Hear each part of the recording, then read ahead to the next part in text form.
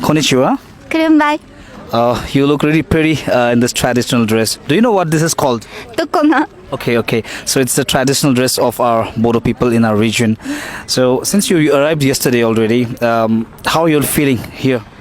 I feel so happy. So food is so delicious, and the people are so kind, and they have passion. Okay, do you like the traditional food of our place?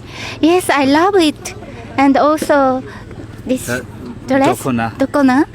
Okay. So today we'll start the session. Yes. So you have a conversation session today. Yes. How excited are you? I talked about my new book, Okay. So can we know the name of your new book? Acacia in the Morning, relationship with different people, different culture. Okay. So we are just looking forward for your session.